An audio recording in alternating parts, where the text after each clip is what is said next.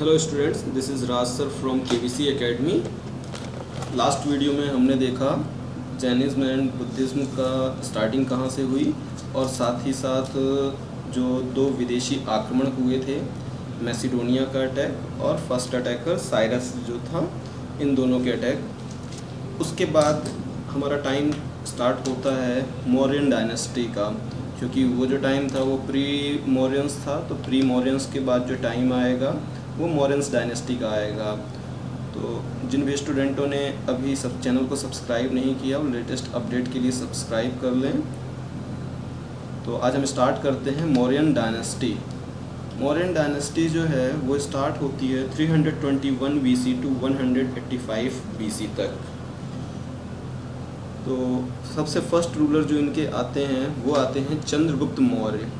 थोड़ा ध्यान रखिएगा, चंद्रगुप्त ये मौर्य हैं। आगे चलकर आपको 295 BC में AD में मिलेंगे चंद्रगुप्त सेकंड।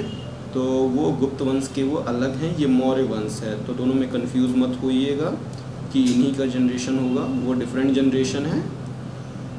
तो जब ये 25 ईयर्स के थे तो इन्होंने नंद डायनेस्टी के रूलर घनानंद को डिफीट करके इन्होंने साम्राज्य स्थापित किया था और मौर्य वंश की स्थापना की थी। उस समय इनकी सहायता करने के लिए चाणक्य नीति आपने पढ़ी ही होगी। चाणक्य एक बहुत बड़े अर्थशास्त्री थे। तो चाणक्य ने एक बुक भी लिखी है जिसका नाम है अर्थशास्त्र, इंग्लिश में कहें तो इकोनॉमिक्स। चाणक्य के 3 नाम फेमस है, तो कई बार पेपर में क्वेश्चन पूछता है चाणक्य का इनमें से कौन सा दूसरा नाम है। तो चाणक्य हो गया, कौटिल्य हो गया और विष्णुगुप्त हो गए, तीनों उन्हीं के नाम हैं। उसके बाद जो सेकंड नाम इनके शासनकाल में फेमस है वो मेगस्थनीज का है। मेगस्थनीज जो है वो सेलुलस निकेटर जो थे उनके सेनापति थे और उन्होंने क्या किया था, इनको कोर्ट में, चंद्रगुप्त के कोर्ट में इनको भेज दिया था कि आप जाके चंद्रगुप्त के कोर्ट में रहिए और वहाँ पर अपनी सर्विसेज को प्रोवाइड करिए। चंद्रगुप्त जो हैं उन्होंने सेलुकस निकेटर की जो बेटी है हेलेना, उससे विवाह किया था और विवाह के बाद उन्हें एक बेटा हुआ था जिसका नाम था बिंदुसार। चंद्रगुप्त ने अपने अंतिम समय में जैनिज्म को अपना लिया था और चंद्रगुप्त के बाद उनका बेटा जो है बिंदुसार वो सिंहासन पर बैठता है। तो 2 बुकों के नाम आपको यहाँ पर याद रखना है। पहली बुक है इकोनॉमिक्स, दूसरी बुक है इंडिका। तो इकोनॉमिक्स के राइटर हैं चाणक्य, कौटिल्य या विष्णुगुप्त, कुछ भी ऑप्शन में आ जाए, तीनों में से किसी में भी टिक कर सकते हैं, जो लिखा आ जाए। और उसके बाद मेगस्थनीज जो हैं उन्होंने बुक जो लिखी वो थी इंडिका। तो चंद्रगुप्त के बाद उनका बेटा बैठा सिंहासन पर।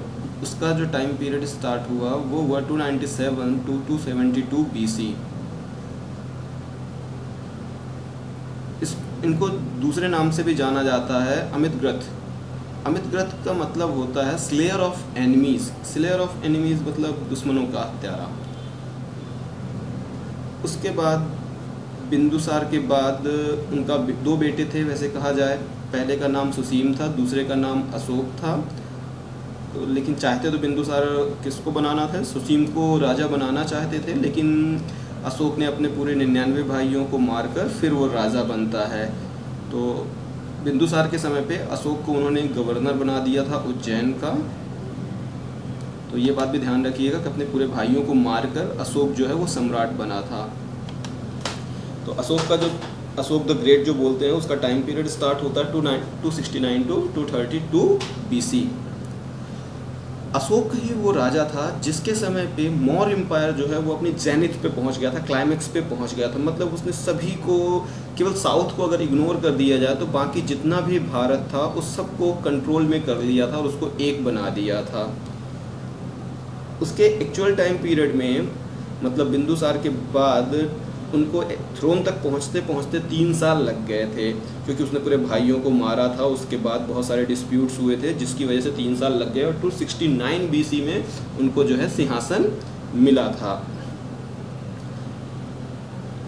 अशोक के समय में जो सबसे इम्पोर्टेंट क्वेश्चन आता है वो ये आता है कि कलिंग वार जो हुआ था वो 261 BC में हुआ था और इसमें दोनों साइड, मतलब जिनसे युद्ध किया उनसे भी और खुद को भी बहुत हानि हुई थी। इस लॉस के बाद उसने जो है युद्ध को छोड़ दिया था कि मैं आज के बाद कोई भी युद्ध नहीं लड़ूंगा।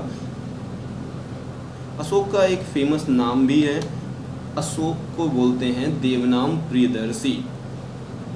अशोक पहला वो राजा है जिसने पत्थरों पे इनग्रेव किया मीन्स इंस्क्राइब किया, उभार कर लिखने को इनग्रेव बोलते हैं, खरोद कर लिखना। अशोक के जो टीचर थे उनका नाम था उपगुप्त। जब ये लुम्बिनी की यात्रा पे गए थे, अशोक लुम्बिनी की यात्रा पे गए थे, तो जो टैक्स था उसको 1/8 कर दिया था। पहले क्या चलता था, 1/6 होता था टैक्स, मतलब 6 पार्ट में से 1 पार्ट किंग ले लेता था। लेकिन लुम्बिनी विजिट के दौरान इन्होंने टैक्स को रिड्यूस किया और 8 पार्ट में से 1 लेने लगे और 7 पार्ट विलेजर्स या उनके प्रजा के लिए रहता था। इनके 4 बेटे और 2 बेटियां थीं। इनमें से एक बेटा जिसका नाम था महेंद्र और एक बेटी थी जिसका नाम था संघमित्रा, उनको सिलोन भेजते हैं। सिलोन मतलब मॉडर्न श्रीलंका, प्रेजेंट में ये श्रीलंका है। किस लिए गए जाते हैं, बुद्धिज़्म को प्रमोट करने के लिए, क्योंकि जब वो कलिंग वार करते हैं तो उसके बाद उनको क्षति होती है, उनको खुद से आत्मग्लानि होती है और उपगुप्त जो उनके टीचर रहते हैं वो उनको बुद्धिज़्म के बारे में बताते हैं, टीच करते हैं, तो उससे वो प्रभावित हो जाते हैं और वो भी प्रमोट करने के लिए अपने बेटे और बेटी को सिलोन भेजते हैं। अब उसके बाद जो आता है वो ये आता है कि इसमें जो अंतिम मौर्य में जो अंतिम शासक था वो कौन था। तो इसमें जो अंतिम शासक था उसका नाम था बृहदत्त। ये लास्ट रूलर था जिसे पुष्यमित्र शुंग ने हराकर शुंग वंश की स्थापना की। तो यहाँ से हमारा 184 BC से क्या स्टार्ट हो जाएगा, शुंग वंश। तो 185, 184 कुछ भी दिया है तो वो चल जाता है थोड़ा सा, क्योंकि वो जो डिस्प्यूट ही रहेगा हमेशा। तो आपको ऐसे क्वेश्चंस कभी भी नहीं आएंगे कि 184 था कि 185 आएगा, भी तो क्लोज रहता है, 180 के आसपास लाइन रहेगी, उसमें टिक करना है आपको। तो पुष्यमित्र शुंग जो थे वो फाउंडर थे। इनका शासनकाल अप्रॉक्स 185 BC से 149 तक चला। उसके बाद इनका बेटा आया अग्निमित्र। अग्निमित्र जो है 149 से 141 तक चला। इसके बाद 2-3 राजा और आए जिनका नाम पॉपुलर नहीं है।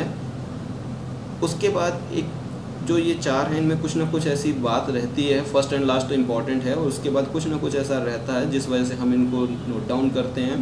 भागभद्र आया, तो मैं भागभद्र के बारे में थोड़ा सा बताऊंगा। और लास्ट रूलर जो रहेगा वो आपका रहेगा देवभूति। तो ये लास्ट होने की वजह से फेमस हो जाता है क्योंकि क्वेश्चन बन जाता है who was the last ruler of Shunga dynasty, तो आपको उसे टिक करना होगा देवभूति।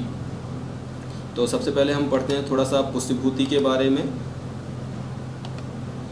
पुष्यभूति का शासन जैसे मैंने कि पहले बताया 185 BC टू 151 BC चला। इनको शुंग वंश का फाउंडर बोल सकते हैं, hero of the Shunga dynasty थे। वो वाइसराय थे मौर्यंस के, मौर्य लोग जो थे उनके वाइसराय ही थे, उज्जैन में थे, और रियल वार हीरो थे, मतलब युद्ध में कुशल व्यक्ति थे। वो जो थे अपना राजा, जो इनके राजा थे मौर्य में बृहदत्त, इनसे खुश नहीं थे क्योंकि इन्होंने यवन के जो अटैक हुए थे उनका सामना अच्छे से नहीं किया था, जिसकी वजह से इन्होंने उन्हें हटाकर खुद राजा बन गए थे। कई बार होता है सेनापति अच्छा होता है लेकिन राजा सही नहीं होता, तो प्रजा का सपोर्ट भी सेनापति के प्रति मिल जाता है और वो जाकर राजा बन जाते हैं। तो यही हुआ था पुष्यमित्र शुंग के साथ भी। पुष्यमित्र शुंग ने 36 साल तक शासन किया। बहुत सारे लोगों का मानना है कि अशोक ने जो भी स्तूप्स बनवाए थे उनको डिस्ट्रॉय करने के पीछे इन्हीं का हाथ था, पुष्यमित्र शुंग का। लेकिन बहुत सारे एविडेंस ऐसे भी मिलते हैं, जैसे कि आप एक सतना जिला है, सतना जिला में एक स्तूप मिलता है भरहुत स्तूप, जिसको शुंग एम्पायर में ही बनाया गया था। तो सतना में ही है, आजकल तो भरहुत नगर बन गया, पूरा का पूरा एक एरिया बन गया, पॉस कॉलोनी बन गई है सतना ज़िले में, सतना में ही है, ज़िले में नहीं, सतना मेन सतना में ही है। तो पुष्यमित्र को उसका बेटा जो अग्निमित्र था उसने सक्सीड किया और इनके बाद 149 से आपका अग्निमित्र आए। अग्निमित्र जो हुए वो सेकंड किंग रहे शुंग डायनेस्टी के और छोटे ही समय को 8 साल तक ही शासन कर पाए। और उसके बाद वासुमित्र आए 131 में तक इन्होंने किया, और उसके बाद यहाँ पर कोई ख़ास नहीं आया, उनका डिटेल नहीं मिलेगा। और उसके बाद 2 लास्ट रूलर आपको पढ़ने हैं, वो है भागभद्र और देवभूति, जिनके बारे में थोड़ा सा आपको पता होना चाहिए। तो भागभद्र के बारे में इसलिए पता होना चाहिए कि अपना जो एमपी है, एमपी में एक विदिशा जगह है, विदिशा ज़िले में एक जगह है बेसनगर, उसके पास एक हेलियोडोरस का पिलर है। हेलियोडोरस जो था वो एक ग्रीक एम्बेसडर था भारत के लिए उस समय, तो उन्हीं के नाम पे वो बना है, जिसको अपन गरुड़ स्तंभ भी बोलते हैं। और ये जो है ये गॉड वासुदेव को समर्पित है। तो अगर गरुड़ स्तंभ बोल दे कि गरुड़ स्तंभ कहाँ पर है, तो मध्य प्रदेश के विदिशा के बेसनगर में है। किसको समर्पित है? वासुदेव को समर्पित है। कौन से ग्रीक एम्बेसडर के उसमें बनाया गया था? हेलिडोरस के, इसीलिए इसका दूसरा नाम क्या हो जाता है? हेलिडोरस पिलर हो जाता है। वो किसके शासनकाल में बनता है? भागभद्र, इसलिए भागभद्र थोड़ा इम्पॉर्टेंट हो जाता है। उसके बाद शुंग वंश का जो लास्ट रूलर आया वो था देवभूति। देवभूति ने भी कुछ समय तक शासन किया, तो उसके बाद इनको हराकर जो लास्ट रूलर थे, उसके बाद इनको लास्ट रूलर को हटाकर जो कर्ण वंश है, कर्ण भी बोलते हैं और कण्व भी बोलते हैं, इन्होंने आकर शासन किया भारत में और इनका नाम है वासुदेव कण्व। तो वासुदेव कण्व ने आकर किसकी स्थापना कर दी? कण्व वंश की स्थापना कर दी। कण्व वंश में कोई खास इतना काम नहीं किया, लेकिन आप फर्स्ट एंड लास्ट तो याद कर ही सकते हैं। तो जो वासुदेव कण्व थे वो इसके फाउंडर थे, और जो सुशर्मन नाम का व्यक्ति था, इन्होंने जो है वो लास्ट में 28 BC तक किया। अगर कहें एग्ज़ाम के एसएससी के पॉइंट ऑफ व्यू से, तो 200 BC से लेकर अभी तो बीच में सातवाहन भी थे जिनके बारे में मैंने डिस्क्राइब नहीं किया, वो मैं आपको वन लाइनर के रूप में प्रोवाइड कर दूंगा कि सातवाहन से कौन कौन से क्वेश्चन आ सकते हैं। क्योंकि ये छोटे छोटे पांडवाज, चोलाज, ये बहुत सारे आपको छोटे छोटे मिलेंगे जो एसएससी के पॉइंट ऑफ व्यू से इम्पॉर्टेंट नहीं हैं। यदि आप यूपीएससी के लेवल की तैयारी करते हैं तो आपको उनको भी ध्यान में रखना चाहिए, यूपीएससी, पीएससी। लेकिन अगर आप एसएससी पे, क्योंकि मैं जो वीडियो प्रोवाइड कर रहा हूँ ये एसएससी लेवल के वीडियो प्रोवाइड कर रहा हूँ, तो एसएससी लेवल पे वही टॉपिक मैं बताऊँगा जो इम्पोर्टेंस होंगे एसएससी पॉइंट ऑफ व्यू से। तो कण्व का कई बार पूछ सकता है कि लास्ट रूलर कौन था या फर्स्ट रूलर कौन था जिसने कि उन्हें शुंग वंश के राजा को हराया था, देवभूति को हराया था। तो आप इसका नाम याद कर सकते हैं, वासुदेव कण्व हुआ और लास्ट रूलर हुआ सुशर्मन। इसके बाद जो एसएससी पॉइंट ऑफ व्यू से बात करें तो 200 BC से लेके 275 BC तक रूलर तो बहुत आए, लेकिन इतिहास में क्वेश्चन वही बनते हैं, या आज भी सोचो नाम उन्हीं का होता है जो कुछ अच्छे काम करता है। जनसंख्या तो भारत की 131 करोड़ है, तो क्या हम 131 करोड़ लोगों के बारे में पढ़ेंगे? बिल्कुल नहीं। लेकिन प्रधानमंत्री हुआ, मुख्यमंत्री हुआ, या और भी जो कोई, चाहे वो अच्छे में हो या बुरे में हो, लेकिन उनके बारे में हमें स्टडी करना पड़ता है। तो क्योंकि एक कॉमन पीपल, भीड़ को कोई नहीं पढ़ता, तो राजाओं की भीड़ तो बहुत सारी थी, 200 से लेके 275 AD तक, लेकिन उसमें कोई ऐसा राजा नहीं आया जिसने अपना वर्चस्व स्थापित किया हो, इसलिए हम उनको स्टडी नहीं करेंगे। इसके बाद हम डायरेक्ट चलेंगे 28 BC के बाद चलेंगे 275 AD, जहाँ पर हमारा गुप्त वंश या गुप्ता वंश आपका स्टार्ट होगा। श्री गुप्त उसके फाउंडर होंगे, तो वो हम अपना नेक्स्ट वीडियो रहेगा वो गुप्त का रहेगा। गुप्त के बाद आएंगे हम डायरेक्ट दिल्ली सल्तनत, जहाँ से एसएससी के मेन क्वेश्चंस स्टार्ट होते हैं। तो ये अगर हिस्ट्री थोड़ी सी पता होती है तो ये आपके लिए प्लस पॉइंट होता है, लेकिन जनरली जो क्वेश्चन आते हैं वो आपके वहीं से आते हैं। तो यदि आपको वीडियो पसंद आया हो तो लाइक ज़रूर करें। Thank you for watching video.